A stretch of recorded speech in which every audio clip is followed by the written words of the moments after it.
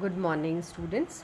पिछली क्लास में हम क्रोमोसोम्स के बारे में थोड़ा सा इंट्रोडक्टरी चर्चा कर चुके हैं और इसी टॉपिक को आगे बढ़ाते हुए हम आज इसकी और डिटेल्स जो स्ट्रक्चर हैं उसके बारे में चर्चा करने वाले हैं।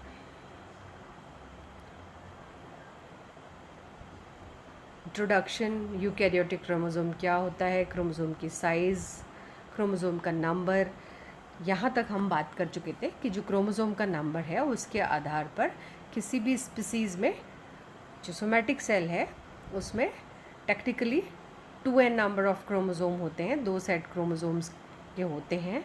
और ये जो 2 सेट्स होते हैं वो आइडेंटिकल कॉपीज़ एक दूसरे की होती हैं। जब गैमीट फॉर्मेशन होता है तो गैमीट में इसका जो नंबर है वो आधा होके n number of chromosome present होते हैं। तो जो क्रोमोसोम नंबर हैं उसके आधार पर ये हम पहले ही बात कर चुके हैं कि जो हर प्रजाति होती है उसमें डेफिनेट और कांस्टेंट सोमैटिक और जेनेटिक क्रोमोसोम नंबर होता है। जो सोमैटिक नंबर होता है उसको 2n से रिप्रेजेंट करते हैं और जेनेटिक क्रोमोसोम नंबर को n से रिप्रेजेंट करते हैं। नंबर ऑफ क्रोमोसोम्स जो कि सोमैटिक सेल में प्रेजेंट होते हैं उनको सोमैटिक क्रोमोसोम्स कहा जाता है, जबकि जो जेनेटिक क्रोमोसोम नंबर होता है वो होता है जो क्रोमोसोम नंबर गैमीट फॉर्मेशन के समय सेल में प्रेजेंट होता है या गैमीट में प्रेजेंट होता है। सोमैटिक सेल्स में प्रायः 2n नंबर ऑफ क्रोमोसोम पाए जाते हैं और जो जेनेटिक क्रोमोसोम्स हैं वो हैप्लॉइड होते हैं। 2n नंबर डिप्लॉइड और हैप्लॉइड मतलब n number of chromosome. Human beings जो होते हैं वहाँ पर सोमैटिक क्रोमोसोम्स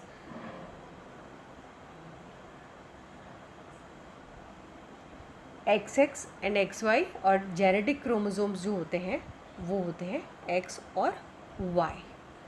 ये है क्रोमोसोम नंबर को दर्शाते हुए एक diagrammatic representation. Haploid number of एक प्रजाति है जिसमें हैप्लॉइड नंबर ऑफ क्रोमोसोम्स हैं, उसी के डिप्लॉइड जो क्रोमोसोम का रिप्रेजेंटेशन है वो दिखाया गया है। अगर ट्रिप्लॉइड नंबर होगा तो 3 सेट ऑफ क्रोमोसोम होते हैं और टेट्राप्लॉइड में 4 सेट ऑफ क्रोमोसोम्स प्रेजेंट होते हैं। ये एक टेबुलर फॉर्म है जिसमें कि कॉमन प्लांट्स और एनिमल्स में कितने क्रोमोसोम नंबर होते हैं सोमैटिक और गैमेटिक दोनों में। होमोसेपियंस या ह्यूमंस में हम सब जानते हैं 46 सोमैटिक क्रोमोसोम नंबर होते हैं और गैमेटिक नंबर होते हैं 23। इसी तरीके से जो मेज होता है, मक्का होता है, उसमें 20 और 10 respective number of 2n and n chromosomes के हैं। हनी बी में 32 क्रोमोसोम्स होते हैं, 2n नंबर की बात करें 16 होते हैं उसके gametic chromosome number. House fly में 12 और 6, कैट में 38 और 19। तो यहाँ पर हम देख सकते हैं कि जो डिप्लॉइड नंबर है या 2n नंबर है जो सोमैटिक क्रोमोसोम नंबर होता है उसका exactly half chromosome number gametic chromosome number होता है। क्रोमोसोम की जो स्ट्रक्चर होती है, स्ट्रक्चरली क्रोमोसोम को सर्टेन पार्ट्स में हम आराम से डिवाइड कर सकते हैं और ये पार्ट्स हैं सेंट्रोमियर है, क्रोमेटिड है, सेकेंडरी कॉन्स्ट्रिक्शन और सैटेलाइट, टेलोमियर, क्रोमोमियर, क्रोमोनिमा और मैट्रिक्स। तो इन पार्ट्स के बारे में हम धीरे धीरे चर्चा आगे बढ़ाएंगे। ये है स्ट्रक्चर ऑफ क्रोमोसोम। पहले अपन बात कर चुके हैं कि जो सेंट्रोमियर की पोजीशन है उसके आधार पर ये जो क्रोमोसोम है उसमें शॉर्ट और long chromosome, long arms of chromosome देखी जा सकती है। क्रोमोसोम के बीच में डीएनए मटेरियल एक जो कंस्ट्रक्शन प्रेजेंट है दैट इज़ कॉल्ड सेंट्रोमियर। और ये जो 2 आइडेंटिकल पार्ट्स दिखाई देने क्रोमोसोम का उनको कहते हैं क्रोमेटिड्स।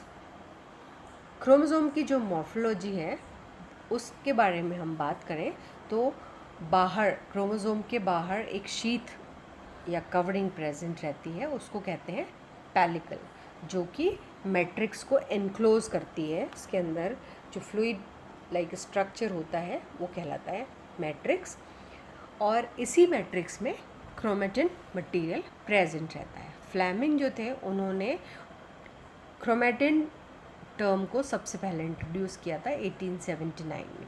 क्रोमोसोम्स की जो मॉर्फोलॉजी होती है उसमें जितने भी चेंजेस हैं वो सेल डिवीजन के दौरान देखे जा सकते हैं। स्पेशली जो माइटोटिक मेटाफेज स्टेट होती है वो इन क्रोमोसोम की स्टडी करने के लिए, क्रोमोसोम की मॉर्फोलॉजी की स्टडी करने के लिए सबसे सुटेबल स्टेज मानी गई है, क्योंकि उस समय ये सबसे ज़्यादा सुस्पष्टता से विजिबल होते हैं। माइटोटिक फेज़ में जो क्रोमोसोम्स होते हैं उनमें पहले अभी हम बात कर चुके हैं कि लाइट माइक्रोस्कोप के अंदर उनको chromatid, centromere, telomere, secondary construction, chromomere, chromonema और मैट्रिक्स, ये सब पार्ट्स को आराम से स्टडी किया जा सकता है, देखा जा सकता है। ये है structure of chromosome. Sister chromatids दिखाई दे रहे हैं। दोनों सिस्टर क्रोमेटिड्स जहाँ पे जुड़े हुए हैं उस पॉइंट को सेंट्रोमियर कहा जाता है। इस सेंट्रोमियर के बाहर एक प्रोटीन कवरिंग है, उसको कहते हैं kinetochore. Telomere, matrix, secondary constriction, primary constriction, satellite और क्रोमोनोमेटा, ये सारे के सारे जो पार्ट हैं इस अल्ट्रा स्ट्रक्चर के द्वारा हम आराम से देख सकते हैं। फर्स्ट ऑफ ऑल जो क्रोमोसोम का पार्ट है क्रोमेटिड, हम उसके बारे में बात करते हैं कि मेटाफेज जो क्रोमोसोम होता है वो लॉन्गिट्यूडनली 2 आइडेंटिकल पार्ट्स में डिवाइड होता हुआ दिखाई देता है, और ये जो दोनों लॉन्गिट्यूडनल पार्ट हैं उनको क्रोमेटिड कहा जाता है।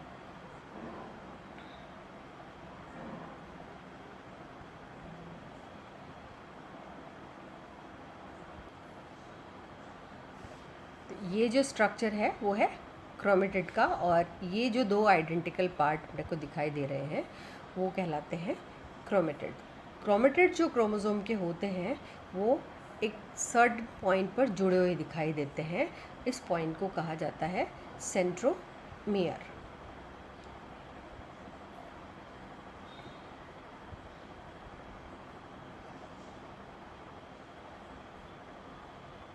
दो क्रोमेटिड्स जो होते हैं वो क्रोमोसोम में जो आइडेंटिकल क्रोमेटिड्स होते हैं उनको सिस्टर क्रोमेटिड कहा जाता है। क्रोमेटिड्स जो होते हैं होमोलोगस क्रोमोसोम्स के, वो